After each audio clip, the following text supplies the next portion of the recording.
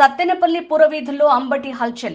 Bullet బండికి వీధుల్లో చక్కర్లు కొడుతూ పార్టీ శ్రేణుల్లో సరికొత్త జోష్ నింపుతున్న అంబటి ప్రజలను పలకరిస్తూ పరామర్శిస్తూ అందరినీ ఆశ్చర్యానికి గురి చేసిన మంత్రి అంబటి. బుల్లెట్ బండిపై ఆ టీవీ గాంభీర్యాన్ని చూసి అంబటా మజాకా అంటూ ప్రజల చర్చ.